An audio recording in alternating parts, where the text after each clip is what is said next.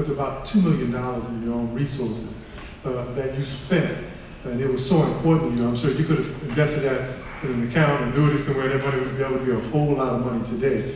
But you thought that it was important enough to put your own money up to defend not only your right, because you could have pulled out, but the rights of others. It was a whole lot of underlying fights. It was a whole, there was a whole lot of underlying money that had to be spent that I didn't necessarily have to spend. I took my, I spoke earlier about my Atlantic record deal. My Atlantic record deal was about $3 million. They gave me an advance check. So boom, had to go $3 million to sign up with Atlantic Records. Not knowing that I had to go into this fight and then having a conversation with my lawyer, I ended up getting off Atlantic because I didn't want that company to be dealing with the issues that I had to deal with and the controversy. I ended up taking the $2 million, $2 million of it. It was actually a $2.5 million deal. I took the 500 and left it in the business, and then I gave the other $2 million to my lawyer and said, we'll just fight this to the door. Because with me it wasn't about money. It was about, it was about our rights. It was about saving hip hop. And I feel like if I wouldn't have did that, then guys wouldn't be able to say what they're saying right now on records or be as creative as they want to be now. How can today's artists or music be directed back to more conscious and real issues versus materialism and violence? What a lot of people get it mixed up. Most artists, and being an artist, you have to, in order to be a successful artist, you have to talk about things that people can relate to. So at the end of the day, you may hear something that you might not like, but at the end of the day, it's something that the masses relate to. For instance, if I'm talking about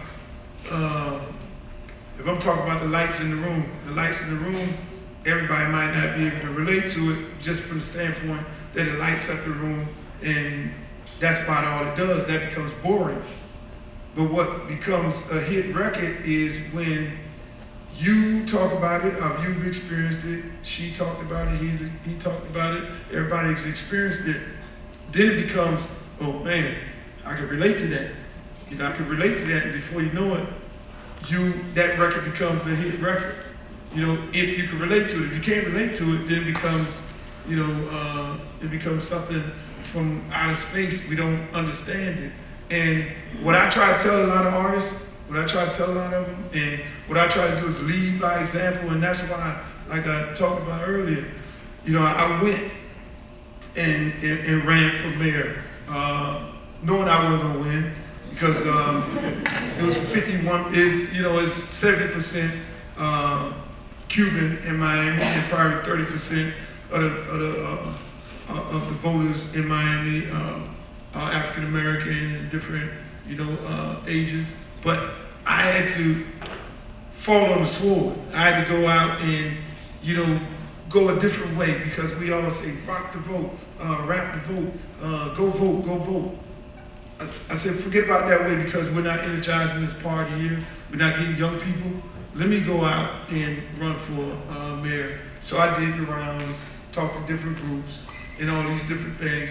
I took my notoriety, my hip hop notoriety, and my business sense, and I had these conversations with these different groups in Miami. I mean, rooms with all the old Jewish ladies, and talk to them about, different sides of the river, and they sat there and they understood it. So at the end of the day, I ended up getting about 11% of the vote, and on the day of the election, I ended up getting more votes than the other candidates on the actual day of the election. So this is just me taking, my notoriety from hip hop and trying to engage and uplift and get people involved in the political process, and I mean, the long story short, what we did after that was much more powerful than anything, because I took a young man that came up in my youth program. I have a youth program called Liberty City Optimists that I started when I got my first check, and it's still going on to this day right now. Took this young man, he just finished law school out of University of Miami, went to FAM, and then went to University of Miami for law school. He's like 28 years old. I didn't, get this whole new voters base. We didn't take and run him and said, look, I want to get involved. I want to, get involved in politics. We ran him against a career politician, a two-time commissioner. Guy had $600,000 in campaign funds from all these special interest groups, from you name it. This guy had only $40,000 in his account, and part of that money we raised just on the streets. He ended up beating the guy. And he's right now the commissioner, one of the most powerful commissioners in Miami. So I try and encourage, all these,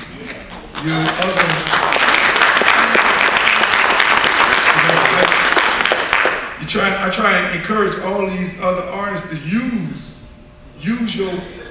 the power that you have, because there are 18 to 24-year-old young people that are listening to the music right now, and they'll listen to what you have to say. And everybody got all upended when I did a column, because I write for this newspaper in Miami called the New Times. I did a column and I said the Lil Wayne and Puff Daddies and all these other, I mentioned a whole bunch of these different artists. I said, you need to get involved in the political process. It don't cost no money. I mean, if you're involved in it, with this young man right now today, this man is in control of a $300 billion budget. You know what $300 billion can do for our community? And he's doing that right now.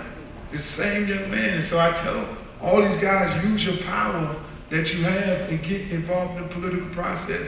Get behind somebody that's just not a career politician, because the career politicians, they may look like us, but at the end of the day, they are career politicians, and they will sell us down the road, and they've been doing it in other communities in America.